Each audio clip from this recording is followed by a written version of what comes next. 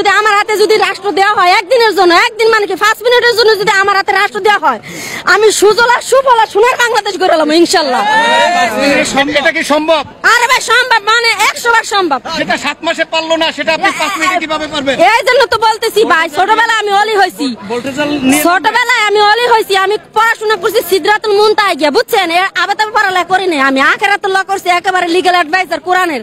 আমি হাফেজ, মাওলানা, মুফতি, মুফাসসির, মুহাদ্দিস, মুহাজির, তারপর পিএইচডি করছি আজহার ইউনিভার্সিটিতে। আমি প্লেনে যাইনি কোরআনে, জেনে গেছি জিবরাইল আমার লয়ে গেছে না, বুঝছেন? শুক্রবারে তাহলে এখানেও কি জিবরাইলের মাধ্যমে এসেছেন? আরে না, এখানে বাস্তবাইছি আমি। বাস্তবায়ন এখানে জিবরাইলের মাধ্যমে আসেন নাই? যদি আমাকে যদি সবাই সাপোর্ট করে, আপনি কি বাংলাদেশের প্রধানমন্ত্রী হতে চান? আর ভাই শুধু বাংলাদেশে না, সারা মাখলুকাতের প্রেসিডেন্ট হইতে চাই, বারাক ওবামার মতো, বুঝছেন? একেবারে ওই যে প্রেসিডেন্ট সাদ্দাম ছিল না, সাদ্দামের মতো প্রেসিডেন্ট হইতেছে বারাক ওবামা।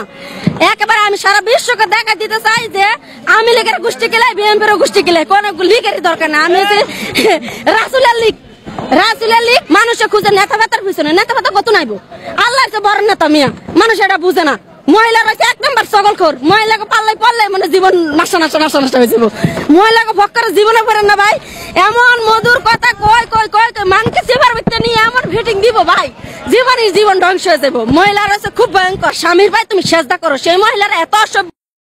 আচ্ছা, এখানে আমরা স্বামীর প্রশ্ন আসিনি, এখানে আমরা স্বৈরাচারের আছে। শুনেন, স্বৈরাচারের এই যে আয়নাঘর সম্পর্কে আমি আরো তথ্য দিই। এই যে বিল্ডিং ভাঙচুর হইলো, এই বিএনপির লোকেরা একজনও ভাঙে নাই। হারাম কর, আমার নানা বলতো ছোটবেলায়, নিজের দোষে হইলাম দোষী, অন্যের দোষ দিবার কায়দা নাই। হারাম করার মহিলারা এই আওয়ামী লীগের ভাঙছে, বিএনপির আবার নিষ্পাপ ফুলের মতো পবিত্র।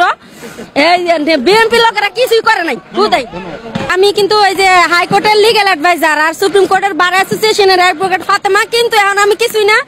আমি বলতে চাই স্টুডেন্ট হিসেবে শেখ হাসিনা সরকারের যদি আমি এখন পাইতাম, ওই আয়নাঘরের ভিতর বস্তা ভরে হালাই দিতাম।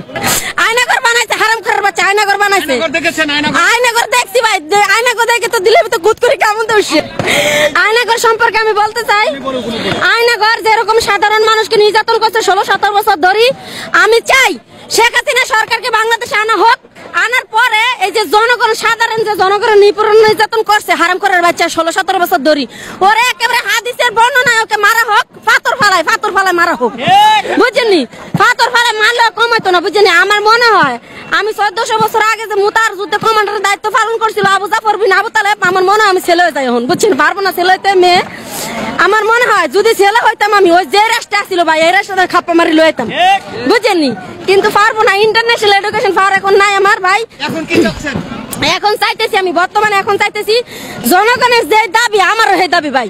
আর আমি এটা বলতে চাই, রাষ্ট্র কারো হাতে দেওয়ার দরকার নাই। ডাক্তার ইউনূস কারো দরকার নাই, যে যার ভিতরে আল্লাহ রাসূলের এলেম আছে, আল্লাহ রাসূলের আদর্শ আছে, আর আল্লাহর কোরআন আছে, আমি মনে করি তার দেওয়া উচিত, বুঝছেন? আপনি একজন অ্যাডভোকেট হিসেবে বাংলাদেশ কোন দিকে আগাচ্ছে?